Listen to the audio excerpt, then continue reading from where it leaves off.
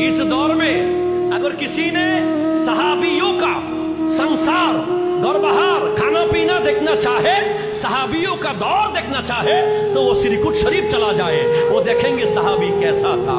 গতবারের আগের বার যখন মদিনা শরীফ গিয়েছি রমজানে, পাকিস্তানের এক সিটিজেনের সাথে আমার সম্পর্ক হয়েছে। আহলে সুফার সামনে লম্বা কাবলি পরা, লম্বা দাড়িওয়ালা, ওনাকে দেখে আমার কৌতূহল হলো। বললাম ভাই সাহেব কাহা সে? मैं শিয়ালকোট से। শ্রীকোট না, শিয়ালকোট, এটা পাকিস্তানের আরেক জায়গা, বহুত দূর। তা আমার কৌতূহল হলো যে আমাদের দেশে অনেকে বলে, হয়তো ভালোবেসে বলে, অথবা একটু আমাদেরকে মোহব্বত কম করে বলে আর কি, যে পাকিস্তানত কি হয়তো নসিনে। তখন আমি জিজ্ঞেস করলাম, পাকিস্তানে যেমন কেউ চিনে না বলে, একটু পাকিস্তানি থেকে জিজ্ঞেস করে চিনে কি? ওনাকে বললাম ভাই সাহেব आप तो शियालकोट से है, सिरीकोट में हमारा एक प्यारा मोहब्बत का रिश्ता है। क्या है? पीर साबिर शाह को पहचानते हैं? जरूर, ये तो सीनेटर है, बहुत बड़ा आदमी है पाकिस्तान का। अच्छा, এখন আস্তে করে আসতেছি, ভাই आप पीर मुरीदी मानते हैं? नहीं मानता। न माने? नहीं, ये नहीं मानता, अल्लाह है। ठीक है, अकीदा ऐसा है उनका, मगर आप उनका जो बड़ा भाई है हुजूर सैयद मोहम्मद ताहिर शाह साहब किबला, उनको पहचानते हैं? जरूर, वो बहुत बड़ा सूफी है।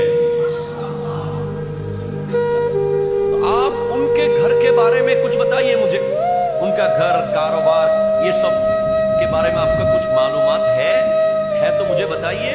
बोले है जरूर। इस दौर में अगर किसी ने सहाबियों का संसार दौर बहार खाना पीना देखना चाहे, सहाबियों का दौर देखना चाहे, तो वो सिरकुट शरीफ चला जाए, वो देखेंगे सहाबी कैसा था।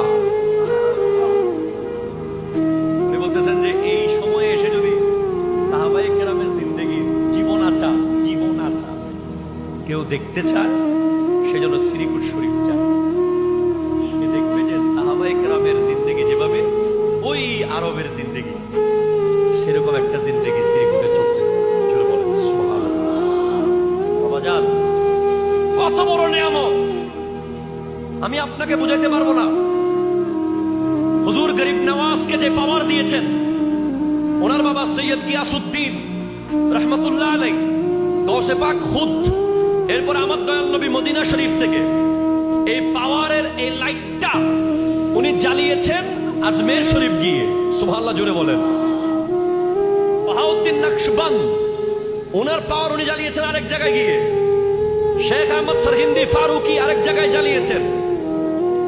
আর সৈয়দ আহমদ শাহ সিরিকুটি রহমতুল্লাহ আলাইকে যে পাওয়ার দিয়েছেন, খাজা চৌরবি যত পাওয়ার, আখুন শাহ, গাউসে পাক, ওনার বাবা খাজা খিজির, সব জায়গা থেকে নিয়ে খাজা সিরিকুটিকে যে পাওয়ার দিয়েছেন, এই পাওয়ার, এই বাতি উনি জ্বালাবেন কোথায়?